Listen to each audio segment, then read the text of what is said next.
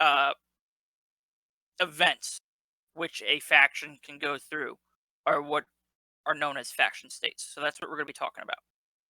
So, like I said, there are various events which occur in a system for a specific faction. So it's faction based by system. So LL is in 29 systems as of right now.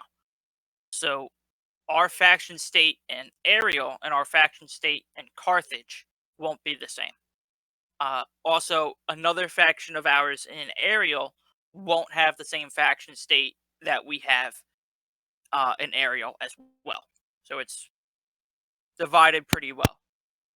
Uh, these have various effects on the influence of a faction.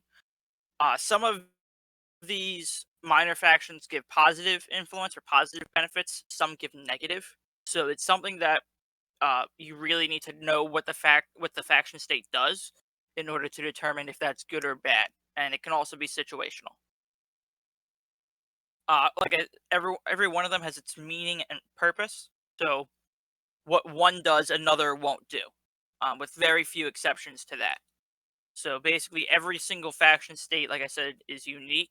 It has their own rules involving it. So that's what we're going to go over today, those rules. There's two main categories of faction states. So the first one is your primary faction state, and this includes the happiness, economy, and security states of a system. These three states are the main defining factor of a faction in a system. So these are arguably the three most important when looking at a faction. And then you have secondary faction states. So these add effects and change parameters that will then influence what happens with the economy, security, and happiness states. So these are conflict, movement, and the other category. All right, so we're going to go over not only these two main groups and then in them the 6 subcategories, but we're also going to go over all of the factions states themselves.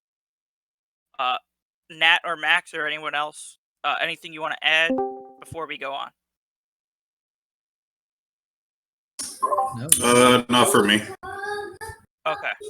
Before I keep going, I know that was a lot of information all at once. Is there any questions before we really dive into this? All right, awesome. So we're going to start with our primary faction states. So, like I said, these define the status within a system. Those happiness, economy, and security faction states are what we're talking about here.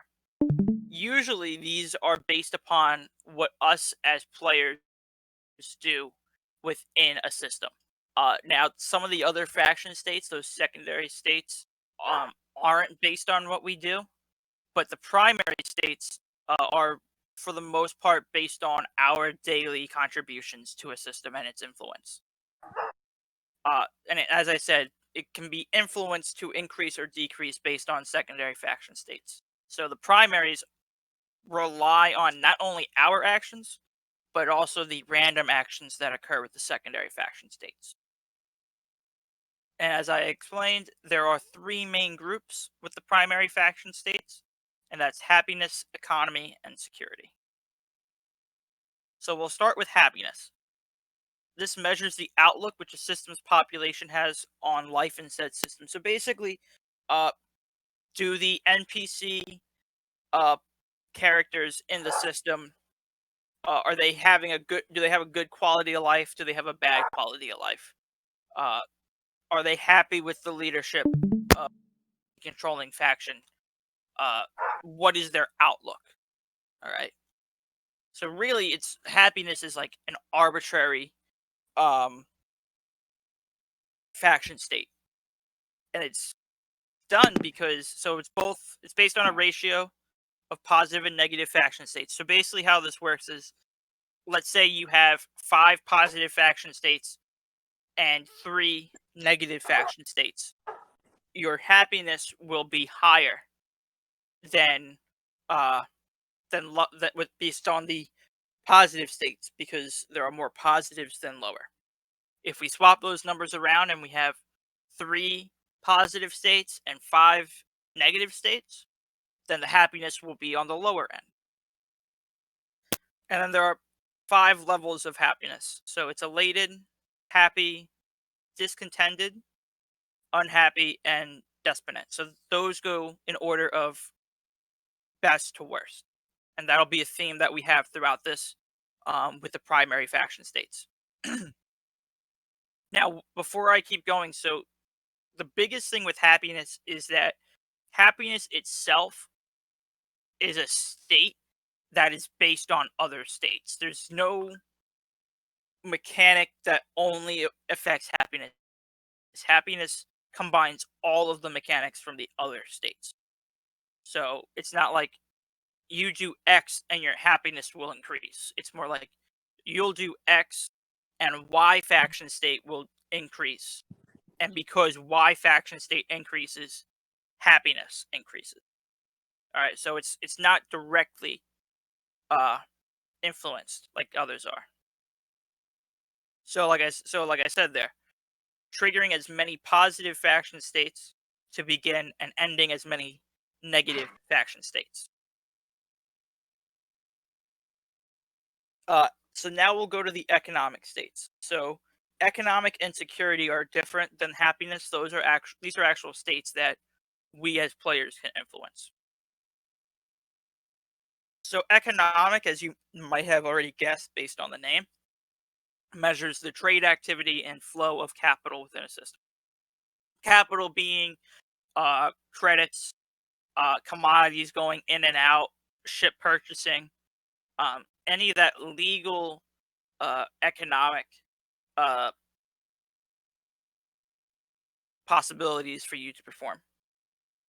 So it affects not only the happiness, as we said, economic and security states increase the happiness level, but it also affects any stations owned by a minor faction. Uh, it will affect the overall status of the system. It'll even affect trade values. So with this, there are 5 levels of economy: investment, which is basically a stronger version of boom. Boom itself, the none or medium faction, bust, and famine, which is a stronger version of bust. So we're gonna skip. We're not gonna talk about investment because, like I said, it's the same thing as boom. So everything that I'm about to go over with boom, uh, understand that the investment, uh, minor faction state is just an increased level. All right. So boom occurs when there is a consistent natural increase in legal trade in a system. So for starters, legal trade. We're not talking about black market trading. We're not talking about smuggling. All that is actually negative. All right. Uh, Natural increase just means that it's not like uh done in a not natural way. Basically what we're doing as players. Okay, that's the natural increase. So system wealth and trade benefits for the minor faction increase. So what this means is uh when you go and trade, let's say you're trading uh water, just to make an example. You will get X amount of credits back if you trade water when there is no economic faction state. But if you have boom going on, you will get X amount of credits plus another amount of credits, depending on a couple of other factors that we won't go into. So basically, with boom, if you trade in a state that has boom, you will get uh, more credits based on profit. Any trade missions will grant double the normal influence. So sometimes you go to missions and it says, boom time delivery of X amount of Y material. Those missions give more influence than they would normally if it wasn't in a boom state. And then boom itself is just an increase of the minor faction's influence. So there's just an inherent, you don't have to do anything, the influence will begin to go up um, by certain factors. Now, with pretty much all of the economic states, this is replaced. This is last until replaced by another economic state, and that's a mechanic basically for all the faction states. So we will stay in boom until either we go to investment because we're doing so well in trade, or until we go down as a result of a lack of trade. So just a couple of more things with this. So trade and exploration extend the state and increase positive economic levels. So by doing more trade, by submitting exploration data, um, that will keep this boom state going on, and it will also make sure that uh, there is a bigger chance of it moving on to investment. And then, as I mentioned, this is all about legal trade. So if you do any smuggling or black market use, um, which for the most part we don't have to worry about black market as an ALD power, um, these will actually decrease the economic levels, um, which will then lead us to that non-economic state faction and lead us to bust. So bust is basically the opposite of boom. So there's a sharp decrease in legal trade in a system, uh, whether it be because everyone stopped trading, or people are trading for loss, or there is illegal trade going on, such as smuggling or black market use. That's what causes bust. So, because of this, trade begins to have a decreased profit. Okay, so that's one of the biggest things. You'll notice that your numbers for trade during a bust state will be lower than they were during the non-state, or especially lower than the boom state. Trade missions grant less than the normal influence, decrease of the minor faction's influence. So basically, bust, like I said, is exactly the opposite of boom. And then once again, typically lasts until replaced by another economic state. So again, uh, if trade and exploration extend the boom state, then trade and exploration will shorten the bust state. If smuggling and black markets shorten the boom state, then they will increase the bust state. And then will lead to famine. So famine is the worst of the economic states. So it's all the way at the bottom. And basically what happens with famine is once you get to that bust state where there are negative trade actions continuing, uh, profits are going down, you just keep doing that same work that got you to the bust state. Negative trade, working through black markets and smuggling, and eventually you'll hit this famine state. Now, famine can also be caused by the blight secondary state, which we'll get to towards the end. Um, but this is a situation of a secondary state affecting a primary state. So, with the famine, obviously, famine refers to the lack of food. So, what this state means is that these necessities are short within the system, and like I said, especially food. So, part of the famine mechanic is if you go and trade food in a system that is going through this famine, the legal trade will be doubled as far as influence. So let's say LL is in famine in in Carthage, and I go bring 100 tons of food to Carthage. Well, that's worth double its normal influence. So this can be ended through the sale of food. Now, unlike other economic faction states, smuggling is okay for this, although you'll probably not make as much, and your reputation will go down. So both legally and through smuggling of food that can end this famine state, as well as delivering food cartridges to unique signal sources labeled Seeking Food and Donation Center. These two signal sources tend to be around the station, and basically what you do is you just you bring those food cartridges in your holdover, and you just transfer them to whatever ship is there, um, and that will help as far as ending the famine. And selling exploration data also helps end famine, but the selling of food is more so what you want to do. Any questions on economic states before we move on to security states? I know economic can kind of be confusing just because there's a couple of different mechanics with this.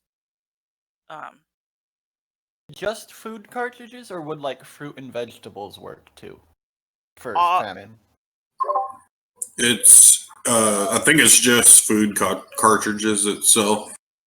For the signal sources, yeah, it's just food cartridges.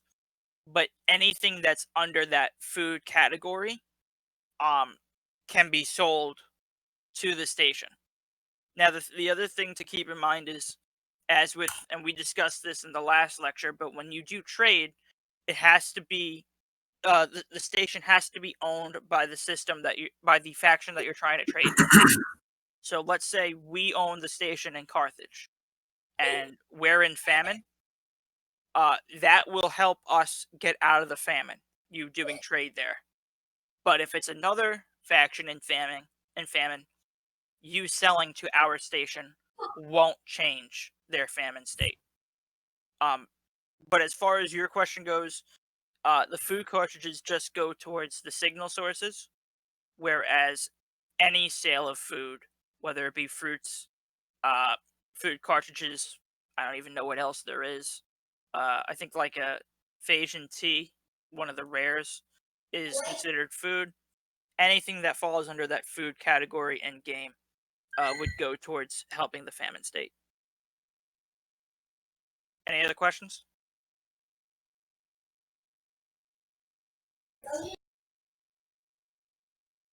So now we'll go to security states, which basically this measures your local crime and police presence. So internal security services, approximately how many of those guys are in a system, how many wanted people are located within the system, wanted NPCs. Security state measures that. So just like with the economic state, security states is one of the main influencers of that happiness level that a minor faction goes through. With a higher security state, the bounty voucher influence value is increased. So not the amount of money you'll get, but that money's effect on influence. So similar with economic, there are this time 4 levels of security: civil liberty, the none or neutral status, civil unrest, and lockdown. So we'll start with civil liberty. This is the highest of all of them. So basically, once again, there is a consistent period of stability in the system. So this means that there isn't a lot of wanted ships. Wanted ships are being destroyed. There aren't any murder or killing of clean ships or police in the system for a consistent period of time. With a civil liberty, it will increase the happiness level of the minor faction, which makes sense. In the real world, if there's a lack of crime, people are more comfortable to be in a town or city. So system security level, as I said, is presence, increased by 1 level. So with the system security, there's the low level, the medium level, the high level. So let's say a system has, for just general speaking, their non-state has a system security level of low, right? Once they hit civil liberty, system security level, i.e. presence again, will go up from low to medium. Also, the NPC criminal activity is less likely to occur. It's not automatic like it is with the system security level. But you'll see less wanted ships in a civil liberty system. And just like with the economy, this is typically replaced only by another security state. So bounties are a great way to help extend this state.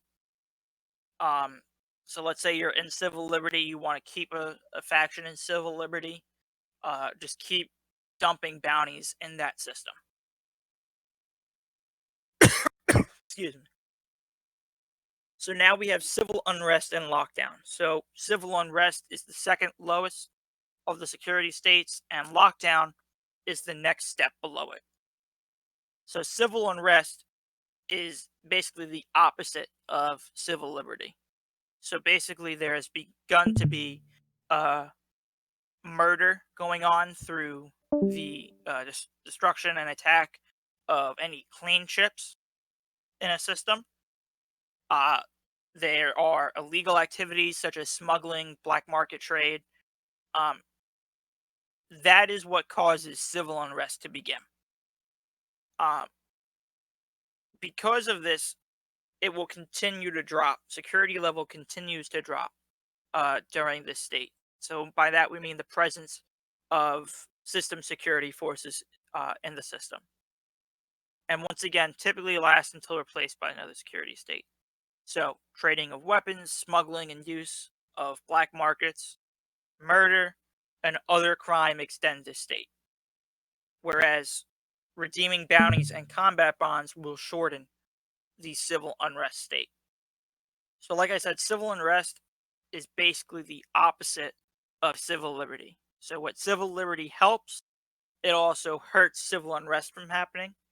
What you do to help civil unrest will hurt civil liberty.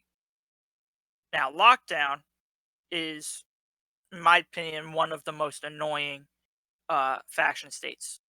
So after you are in civil unrest, if those actions continue, murder, weapons trade, smuggling, black markets, other crime, if stuff like that continues, you will move on from the civil unrest into the lockdown state. Now, whereas security went down in civil unrest, lockdown increases the security of a system.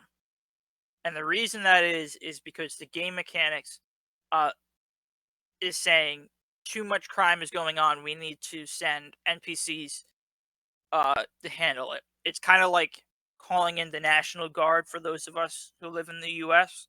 If local police can't handle a situation, the National Guard might be sent in. So look at it like that.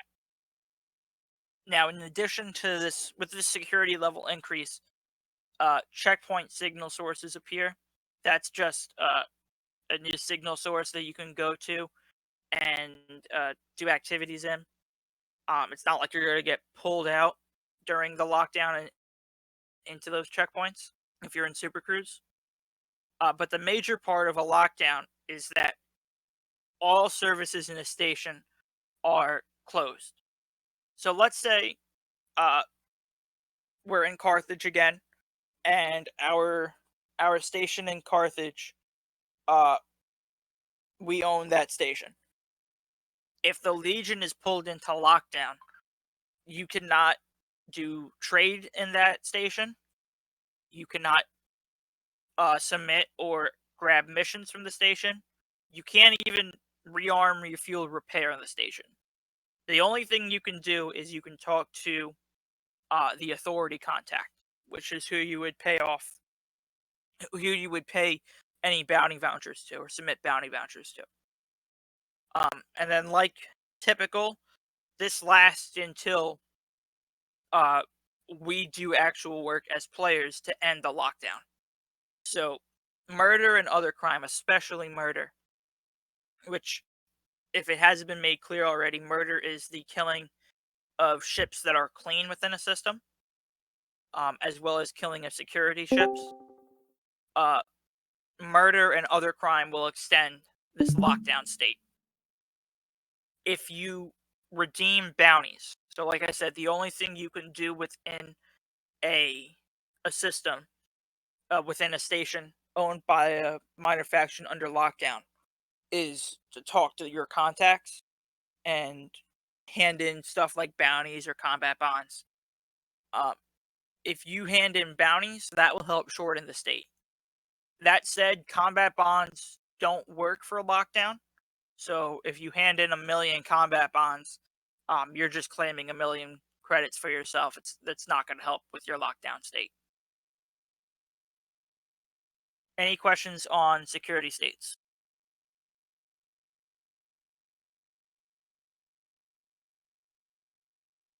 Nat, we don't have anything in chat voice, right? No, not right now. So now we'll go to the secondary faction states. So primaries, for the most part, are easy to understand. Do X and Y occurs. For half of these factions, secondary faction states, they are done by random occurrence. It's not something that we as players control. Those are the ones that are under that other category, that are just spontaneous, and they just happen when they happen. So they're either met by meeting a set of criteria, so by us doing events, or by random chance. Now, the biggest thing with these is that faction states, they affect the secondary faction states affect the primary faction states. They don't affect the minor faction itself, which can be confusing, because when you think about it, the secondary faction state does indirectly change the minor faction standing, but it again does it through affecting the primary factions. So, okay, I didn't put the list in. Okay, so the three areas of secondary faction states are the conflict states, the movement states, and then that other group. So we'll start with the conflict states. Now, anyone who was at the last lecture, we talked about conflict states during that. That is the war, civil war, and election states. So conflict states occur when two minor factions in the same system reach the same influence level. Now, one of these minor factions also has to own some sort of asset in the system for the conflict state to occur. But for the most part, this is how it happens. Two minor factions have the same amount of influence. And as I just said, there are three combat states: election, civil war, and war. Elections are only passive actions. So if you try to go submit bounties during an election, it's not going to change the influence. If you do combat missions that, so like go and massacre X faction, that won't influence the election. Things like trade, courier missions, any other, again, missions that don't talk about combat will change the election status. Now, election occurs when both minor factions are of the same government archetype. We're not going to go over the archetypes again. If you want, you can look at the other video, again, posted in BGS operations, and you can find the government archetype discussion in there. But just as a brief reminder, there are 4 different archetypes for governments. Each of the archetypes has specific government types within them. So as the the Legion, for example, we are a patronage government type. So anything that falls under the same archetype as patronage, we would have an election with. War and civil war um, go for governments of different archetypes. So, for example, like I said, we are a patronage. If we were to go to war with a corporate government type, we are different archetypes, so we would have a war. Um, War and civil war have to do with combat actions. So you'll see the combat zones, signal sources come up. You'll see bounty missions. So go and hunt down this deserter or this amount of pirates in a system. Uh, Submitting bounty vouchers, which for the most part you will get from another system, and then bring them to the system we're supporting. Or combat bonds, which is credits you get from killing enemy ships within the combat zones. Now, the big difference between civil war and war, as far as mechanics, there is no difference. The only difference is that a civil war will occur if both minor factions are native to that system. Native means that it's their home system. So, for example, if we were to go to war in Carthage with another faction that is based out of Carthage, it would be a civil war. But if we go to war in any other system that we own, because Carthage is our home system, it would just be a regular war. Any questions on conflict states?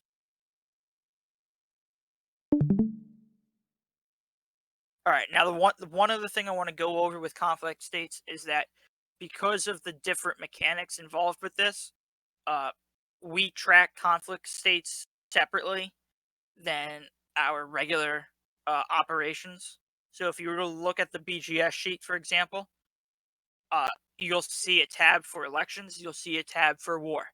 That's where anything that's one of these three conflict states, they'll appear in one of those two tabs. They won't appear with the regular system maintenance that we do uh, throughout our BGS operations.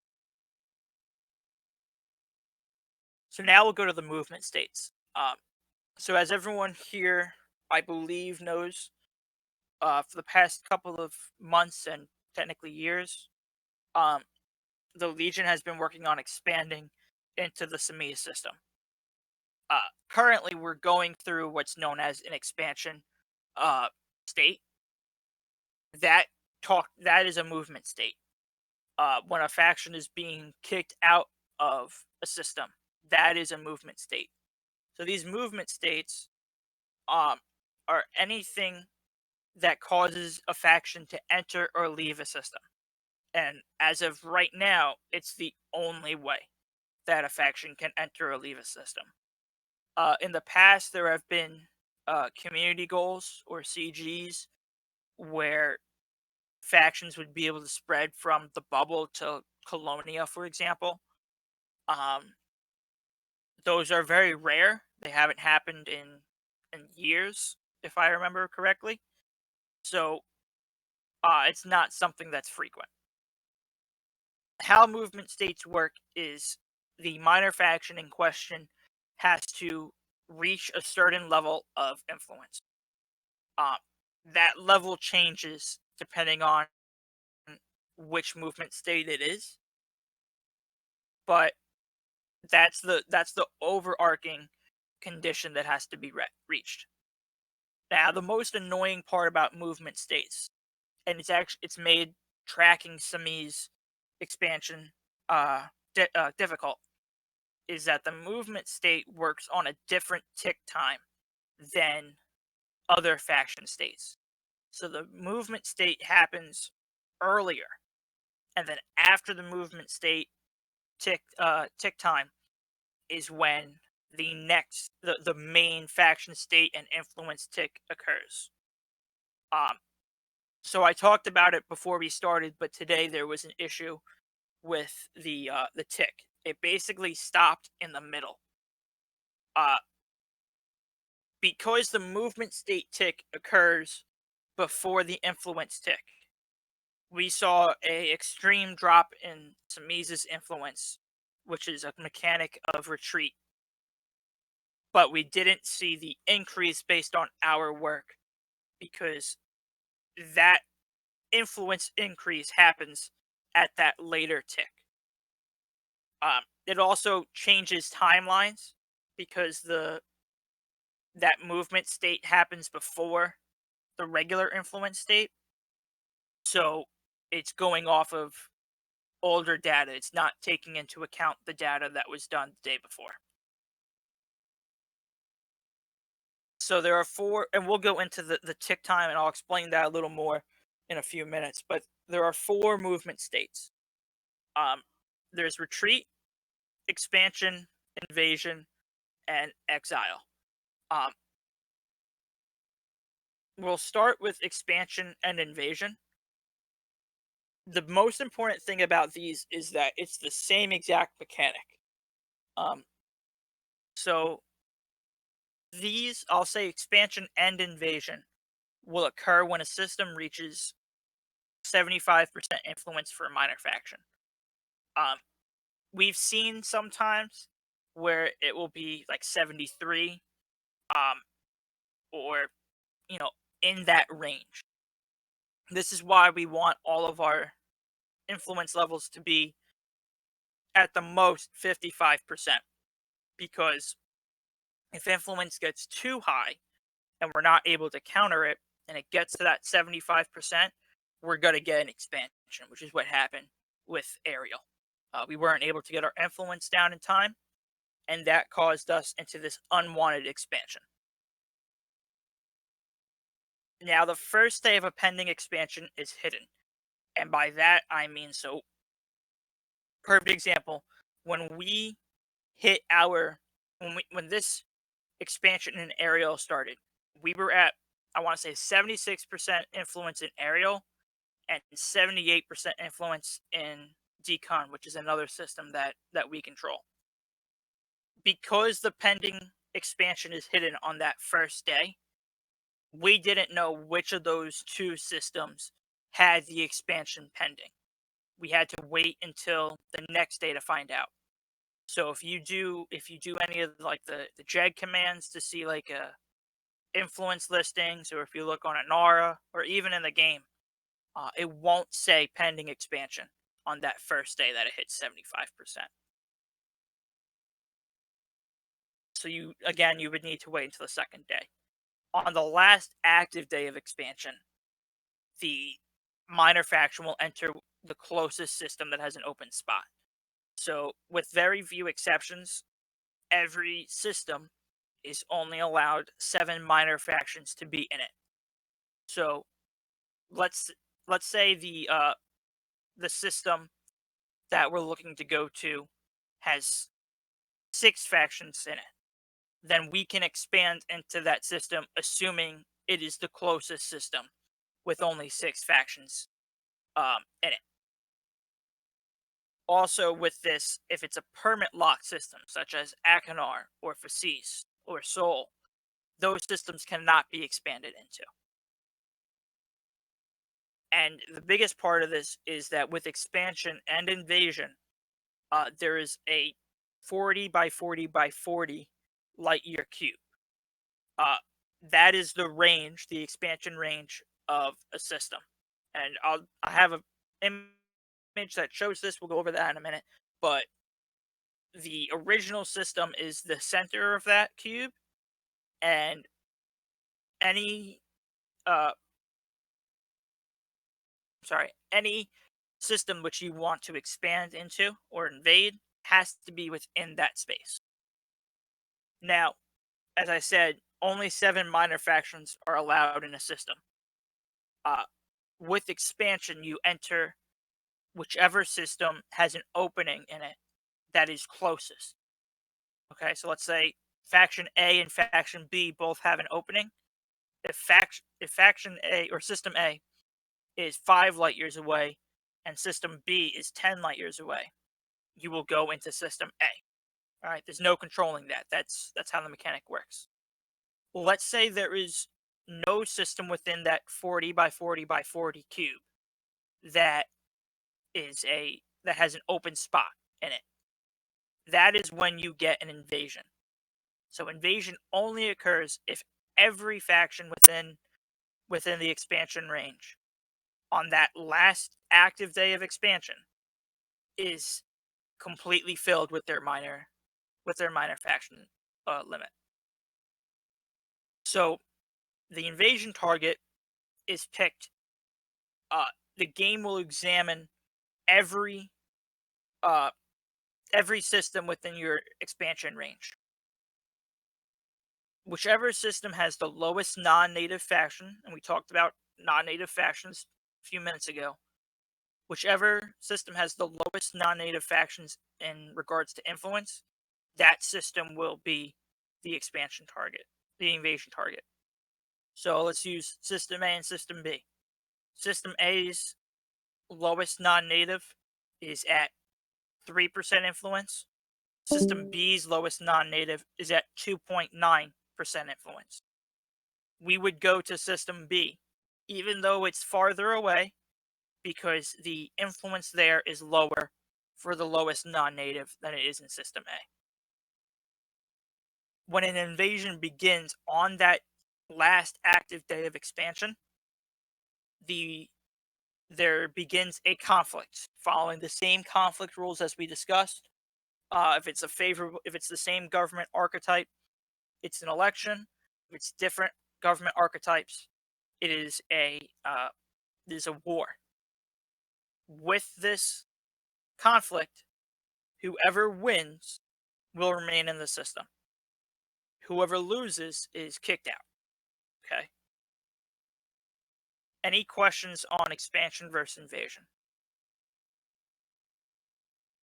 And Max and Nat, if either of you guys want to add anything about this, feel free.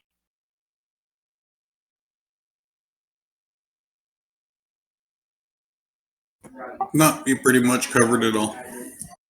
Yeetus the fetus. All right. Thank you, Extremo. Oh, God, Extremo's here? All right, guys. We're done. If he's here, we're done. All right, I see how it is.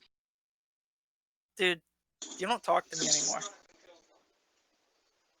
All right. So this is a image. I believe it was made by Prater Alshane. This image shows that 40 by 40 by 40 light. So let me just turn on my little pointer. So this blue dot right here, that is the system that has 75% influence and is getting expanded from. Now we have two dots here. We have this green dot and this yellow dot. So the yellow dot is, according to the galactic grid, which is what this 40 by 40 by 40 cube is aligned off of, this yellow dot is 21 light years away from the expansion system.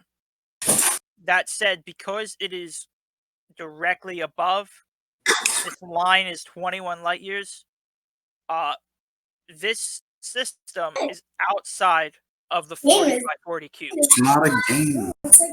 So because it is outside the cube, we are unable to expand into this system.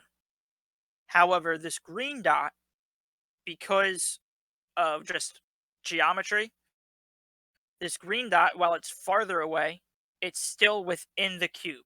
It's a whole 3 light years farther away, but it's within that 40 by 40 cube. So this is a valid expansion. And that's why if you use any tools to look at expansion systems, you can sometimes see systems that are 30 plus light years away. But because of this cube and how the cube works itself, that's what determines if it is a valid expansion target or not. So now we'll go to retreat and exile.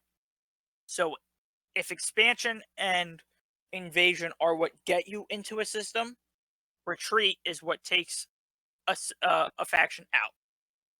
So retreat occurs when a non-native minor faction drops below 2.5% influence.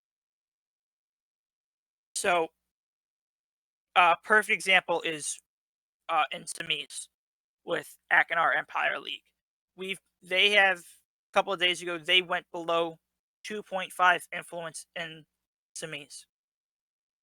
Because of that, a retreat started, and they had to we had to keep them above 2.5% influence in Semis in order to prevent them from retreating. So how the mechanic works, as I just introduced, is that you get below 2.5% influence and retreat starts pending. And then after that pending day, you have 6 days to go over to make sure that the influence is above 2.5. If on the last day of the retreat the influence is above 2.5%, then the faction stays in system. If it's below, then they get kicked out. As I mentioned, the movement tick is earlier than the regular influence tick. So, because of this, you actually need to work to make sure it's above 2.5% 2 days before the end of retreat. So on the 5th day is when you need to do the most work. Because once the 6th day comes, whatever the influence reads after the general influence tick on the 6th day, that is what the final movement tick will see. And that is what will determine if it stays in system or not. I also mentioned briefly there's a newer theory with influence, in that when a retreat occurs, every day that minor faction loses a blank 2%, a fixed 2% influence. Um, so this is kind of greatly proven, or at least there's more evidence to it due to today's tick issue. Yesterday, AEL was at 3.7% influence, and today it's down to 1.7 influence because that second tick didn't occur. So this shows that 2% influence, 2% retreat influence tax is a real possibility for something that has to get considered. So that tax would happen during the movement tick, and then any work done throughout the last day would go on during the influence tick, which, like I said, broke. Exile is not its own state, and what I mean by that is exile happens because of retreat. So what will happen is that a faction that gives a permit to those permit lock systems gets kicked out of said permit system. Okay? When this happens, they are what's known as exiled, and they get one of those mega ships that you can dock at in a neighboring system so that they can still give the permit. The faction itself is just not in that system. That said, this has only happened once in the 5+ years that Elite Dangerous has been out. What happened in this situation is a player group kicked out the permit granting minor faction, and the minor faction received the mega ship in another system, and that player group actually became a secondary permit giver for that system. So this is just a calendar of some of the current LL Semis operation, just a few days relating to the movement state. So it's color coded just so that when we look at it, it's easier to track for us. But I'm going to go over with you guys timeline for this. We're going to go over all the timelines at the end, but because of how confusing the movement states is, because of the movement state difference, I felt it was important to throw this in. So Thursday, October 1st is when we got that expansion triggered. We had 75% in influence in aerial. So this is the day that the expansion first triggered. There are 5 pending days of expansion. So day 1, 2, 3, 4, 5. And then you get your active day. In actuality, there really is no difference between the pending days and the active days.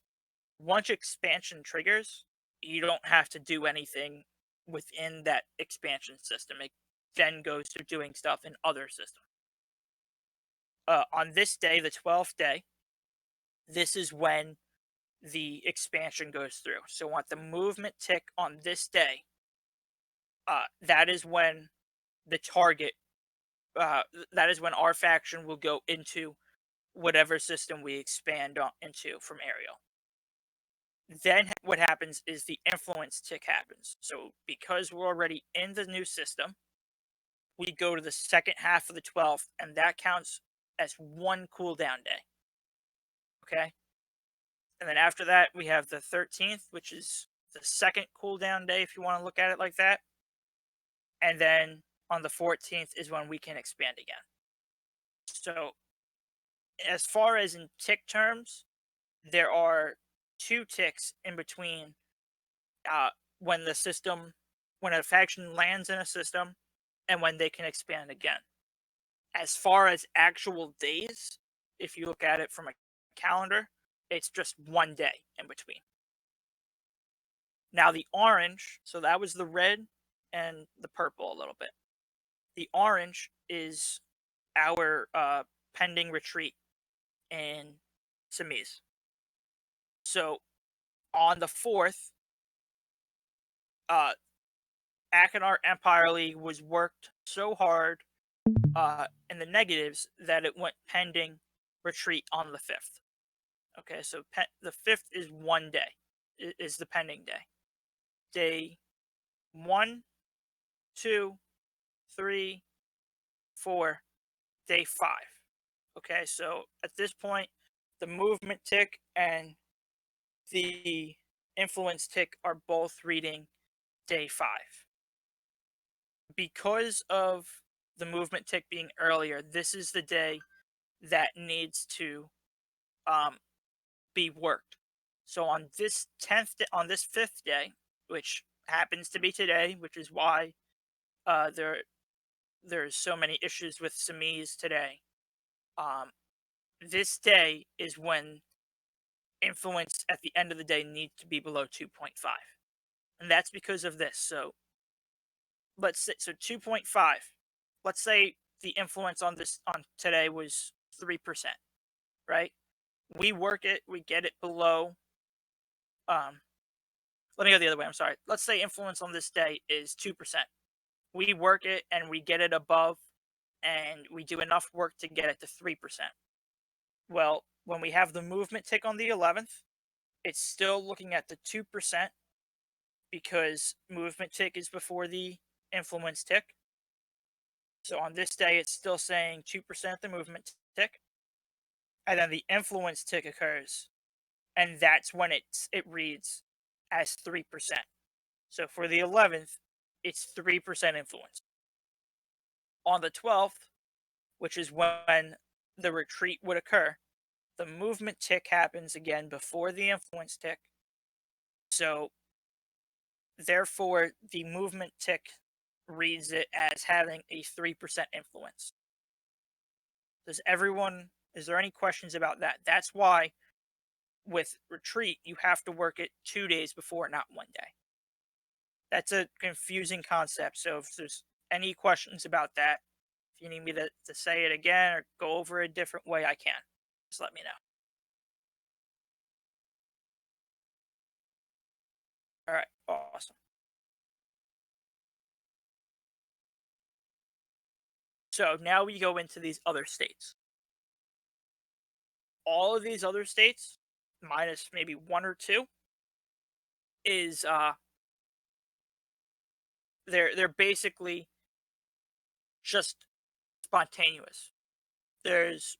As of right now, we do not know how They are triggered. The current theory for all of these is that they are triggered randomly.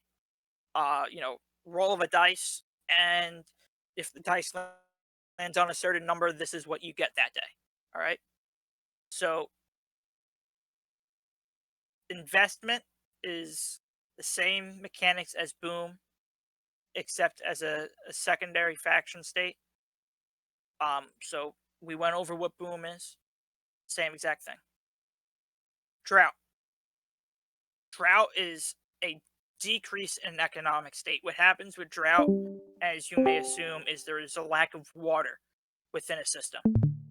So you can end this state by selling water and emergency supplies to a station owned by the experiencing minor faction. Infrastructure failure. This is what we're currently experiencing in Vequest. This is not only a decrease in security and economic states, but every day there is a fixed 1% influence decrease in the system. So let's say in Vequest we do enough work to go up 3% of influence. Because we have an infrastructure failure, we only go up 2% because 1% is taken off. By selling food and machinery, you can end this state quicker. Now, these last two, and pretty much for the rest of these, I'm saying quicker because, like with all secondary faction states, there is a timer that goes with them. But that timer can be ended quicker by doing these sale of water and emergency supplies for drought and food and machinery for infrastructure failure. Natural disaster. Decrease in security and economic states.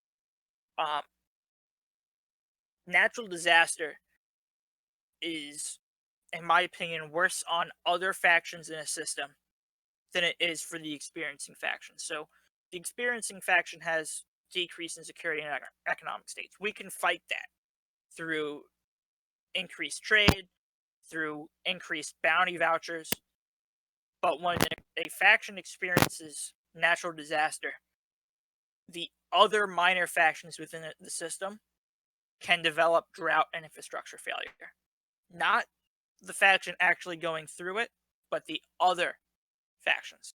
So natural disaster, while it still sucks, it's, in my opinion, again, worse on the other factions.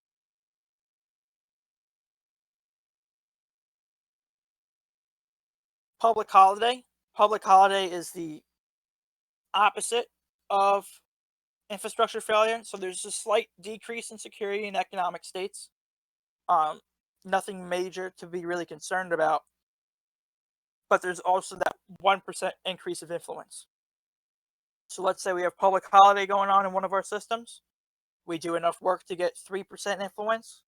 Influence will increase to 4% because of the public holiday state. And again, you can easily combat security and economic states decreasing just by submitting more bounties and doing more trade. Outbreak. So basically what happens with Outbreak is COVID-19 decides to infect the entire galaxy. So with the system, like I said, just like with the COVID, that was supposed to be a joke,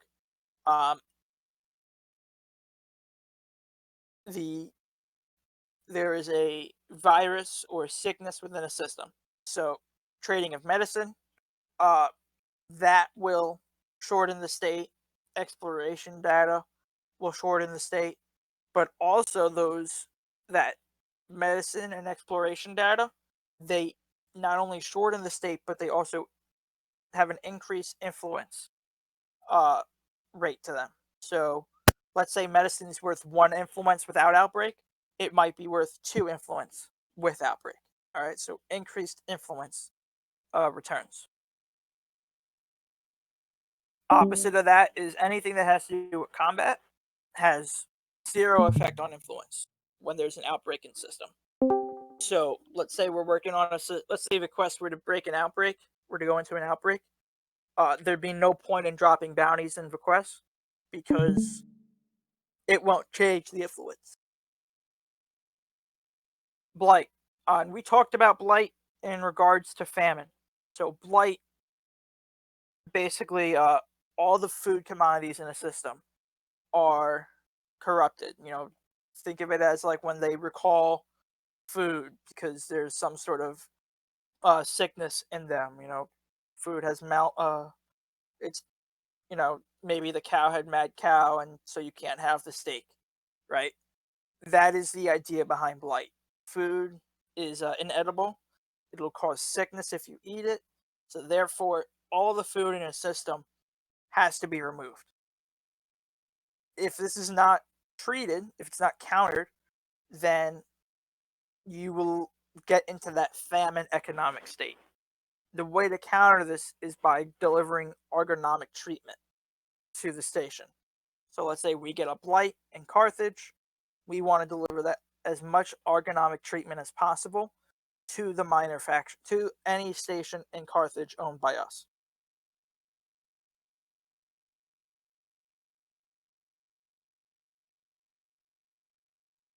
Now we get to pirate attack. So typically pirates will attack, a pirate attack will occur when there's a high economic state in a system. Security will decrease, and there will be a higher chance of you getting interdicted by any NPCs that pass you, especially if you're carrying commodities. Think of it like those pirates. Let's say you have your whole cargo hold full of low temperature diamonds. Those pirates are going to scan you and they're going to say, "Hey, you have a lot of valuable commodities. I'm going to steal them now." Just like a normal pirate would. So with this, the commodities themselves will actually become, if you sell them, they'll increase in influence a little more, as well as profit, because there's a higher risk involved with it. Now, if you couple a pirate attack with civil liberty and investment, civil liberty being a security state, investment being the economic state, selling to a system with those three states, any mined minerals such as low temperature diamonds, painite, void opals, they'll actually net you a higher profit. This just has to do with how these three states work together and the conditions behind them all. But I found that was a good thing to know and an interesting fact about the three states in question. Terrorist attack or terrorism, major decrease in security and economic state. Best way to counter this is by bounty hunting, legal trade. You can also counter it by putting the minor faction into lockdown. The issue with doing that is, like I mentioned earlier, lockdown shuts down all of your system services. So I wouldn't personally recommend going into lockdown ever if it could be helped. So if you ever see a terrorist attack and we're working in that system, trade and bounty hunting are the best things to do. And infested and incursion is the last of the other states. I grouped these two together because of the mechanics behind them. They're not the same, but it's an A leads to B state. So infested is non-human signal sources appear in the system. So basically what will happen is if you drop at one of these non-human signal sources, you're going to see Thargoid ships. During the infested state, the goal is to kill as many Thargoid ships as possible in these non-human signal sources. If you kill enough of them, then that's the end of it, and incursion won't happen. If you don't kill enough Thargoid ships, then incursion happens. And due to incursion, every minor faction within the system has negative faction state changes. And the only way to end that incursion is to again kill Thargoids in the system. So whenever now infested in incursion, I don't think they're too often seen currently because of the current narrative of the game that have the Thargoids not really around as much right now. But these faction states will the only way to solve them is by killing Thargoids. Any question on the other states, whether it be on this slide or any of the other?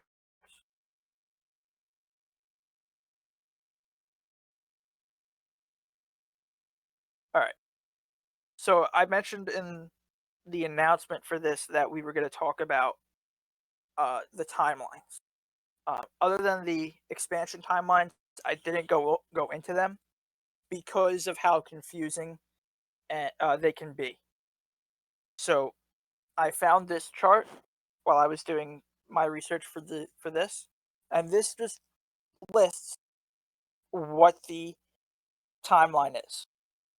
So countdown is the pending time. So you reach the conditions and then the countdown begins. The minimum length is the least amount of days that will be there.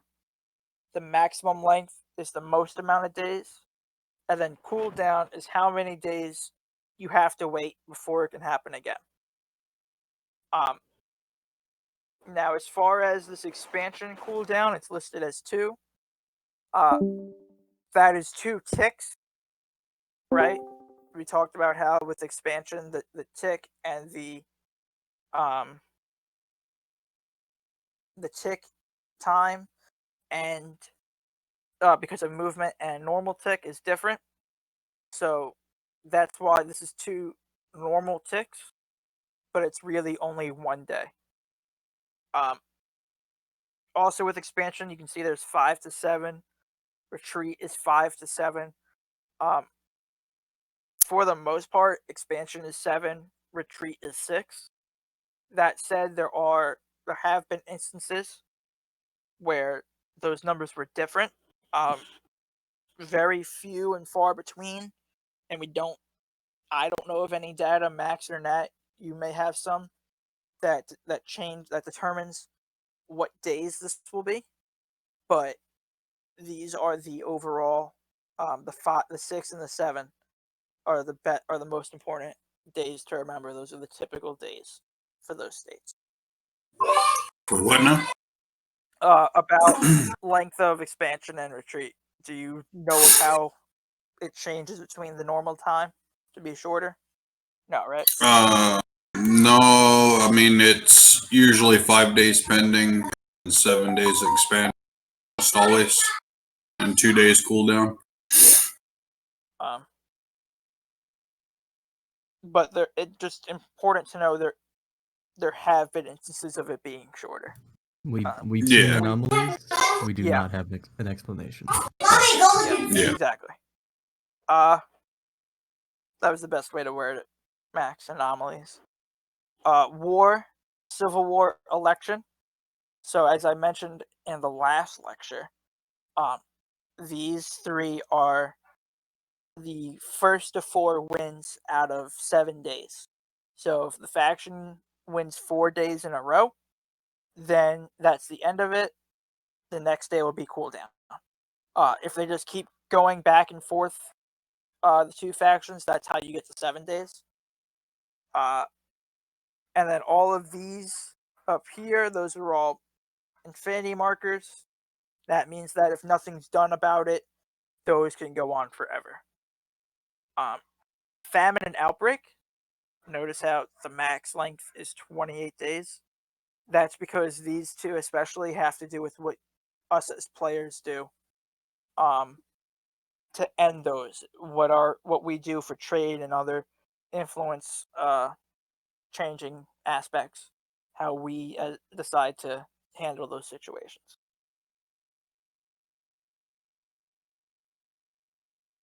All right, so that's the end. I'm just gonna show my sources. So pretty much the same as the last lecture. The various BGS notes that we have as the Legion, discussions with Nat and Max, the Elite Dangerous Wiki, which I'm sure we all use, and Nova Force BGS. They may be discussing feds, but they do have a really good BGS guide.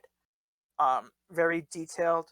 It's where I got that chart for the days that I just showed. It's where I got a lot of the information about this from. So that is a good source. Really, you just gotta look up Elite Dangerous BGS guide, and it's one of the first ones that appear. That's the end of this lecture. I'm very happy it was not as long as the last one. Are there any questions